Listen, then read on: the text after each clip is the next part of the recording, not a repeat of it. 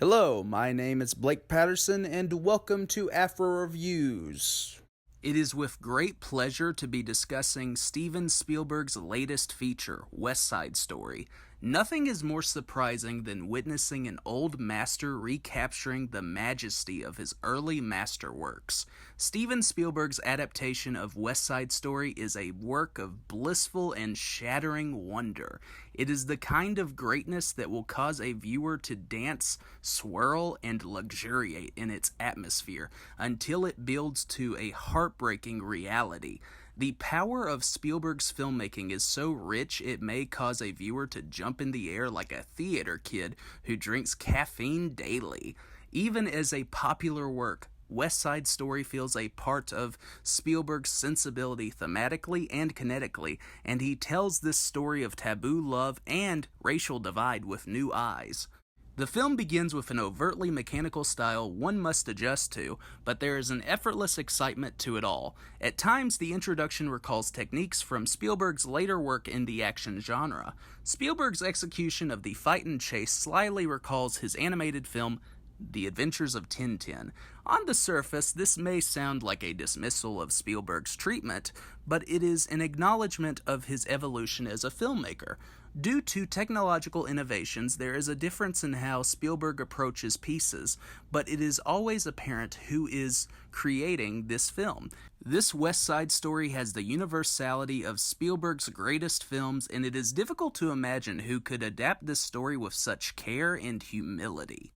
By focusing on the theme of oppression, Spielberg incorporates and revives a trademark from his career, the identification with the social outsider. From E.T. to David, Spielberg at his best can empathize with the outcast in any situation.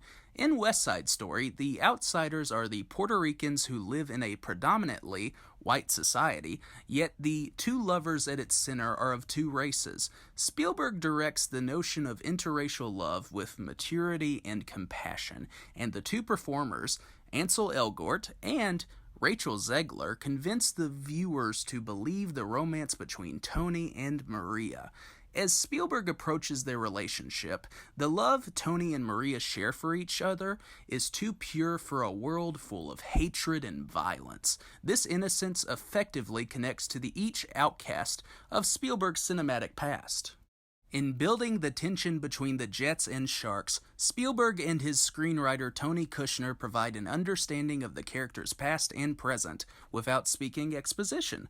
By establishing this authenticity, the performers aptly fill in the rest, and there is not a mediocre performance by anyone. From Ariana DeBose to Mike Feist, the energy from these performers is infectious in how it causes one to tap their feet or shudder emotionally. Each piece is not out of place because they handle Stephen Sondheim's lyrics and Kushner's dialogue evenly. When characters speak Spanish, viewers still understand the situations due to facial expressions and movement.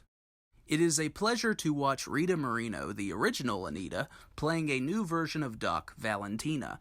In Moreno's performance, audiences recognize her subtle representation of her character's fear for Tony's future. Kushner's socio-political approach to the material is intelligent, and the ensemble's pathos transcends the stiffness of his last production with Spielberg, Lincoln. By combining his classical knowledge of film with radical techniques, Spielberg invigorates this classic Broadway musical. There is an elegant scene where Spielberg includes a colorful sunset to recall the Technicolor achievements from the 50s. The only misstep is when Spielberg concentrates on an old photo of Valentina and her late husband. This photo's artificiality is a case of Photoshop, but it is a minor issue in an adaptation of grander weight. Technical efforts aside, Spielberg's examination of this interracial love story amid repression reminds viewers of how relevant this racial divide is. In West Side Story, Spielberg makes his viewers believe in the possibilities of mainstream art again. This is Spielberg's most powerful film in 20 years. On a side note, I have seen the 1961 film, but it has been several years. I remember liking it, but this is the superior cut. Oh, I can only imagine what the older viewers are saying right now.